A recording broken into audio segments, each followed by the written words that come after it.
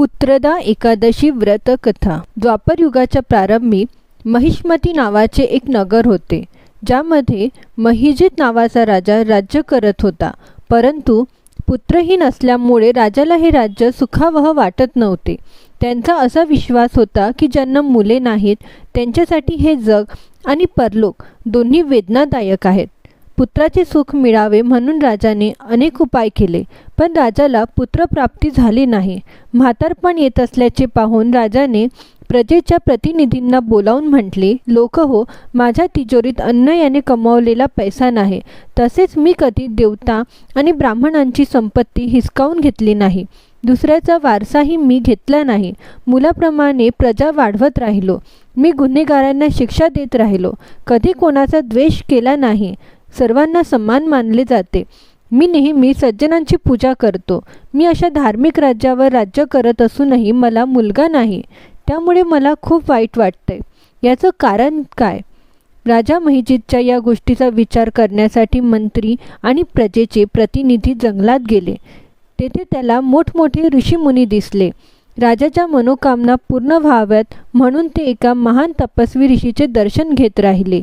एका आश्रमात त्यांना एक अतिवृद्ध धर्माचे महान तपस्वी, भगवंतांमध्ये मन लावून निस्वार्थी असलेले, जितेंद्रिय, जितात्मा, जितक्रोध, सनातन धर्माच्या गूढ तत्वांचा जाणकार, सर्व धर्मग्रंथांचा जाणकार महात्मा लोमश मुनी दिसले.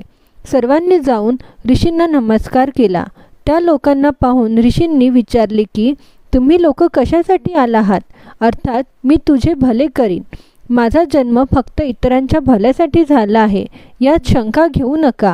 लोमश ऋषींचे असे शब्द ऐकून सर्वजण म्हणाले, हे महर्षी, आमचे शब्द जाणण्यात आपण ब्रह्मदेवापेक्षा अधिक सक्षम आहात. त्यामुळे आमच्या शंका दूर करा. महिष्मतीपुरीचा धर्मी राजा महिजिताच्या प्रजेचे पुत्राप्रमाणे पालन करतो, तरी ते निपुत्रिक असल्यामुळे दुःखी आहेत. ते पुढे म्हणाले की आम्ही त्यांची प्रजा आहोत, त्यामुळे त्यांच्या दुःखाने आपणही दुःखी आहोत. महापुरुषांच्या नुसत्या दर्शनाने अनेक संकटे दूर होत असल्याने हे संकट नक्कीच दूर होईल असा आम्हाला पूर्ण विश्वास आहे. आता मला राजाचा पुत्र होण्याचा मार्ग सांगा.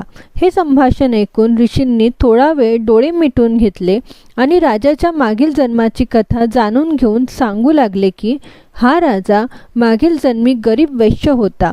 गरीब असल्याने त्याने अनेक वाईट कृत्ये केली. हा व्यवसाय करण्यासाठी गावोगावी जात असे. एकदा ज्येष्ठ महिन्यातील शुक्ल पक्षातील द्वादशीच्या दिवशी मध्यान्हाच्या वेळी 2 दिवस भूक व तहानलेली असताना ते पाणी पिण्यासाठी एका जलाशयावर गेले. त्याच ठिकाणी लगेच लग्न झालेली एक तहानलेली गाय पाणी पित होती. राजाने त्या तहानलेल्या गायीचे पाणी काढले आणि स्वतः पाणी पिऊ लागला. त्यामुळे राजाला हे दुःख सहन करावे लागले. एकादशीच्या दिवशी उपाशी राहिल्यामुळे तो राजा झाला आणि तहानलेल्या गायीला पाणी पिण्यापासून दूर केल्यामुळे त्याला पुत्रापासून वियोगाचे दुःख सहन करावे लागत आहे. हे ऐकून सर्वजण म्हणू लागले की हे ऋषी, पापांचे प्रायश्चित्ते शास्त्रात लिहिलेले आहेत, त्यामुळे राजाचे हे पाप कसे नष्ट होईल असा उपाय कृपया सुचवावा. लोमश ऋषी सांगू लागले की शुक्ल पक्षातील एकादशीला, ज्याला पुत्रदा एकादशी असेही म्हणतात, तुम्ही सर्वांनी उपवास करून रात्री जागरण करावे, तर राजाचे मागील जन्माचे हे पाप निश्चितच नष्ट होईल.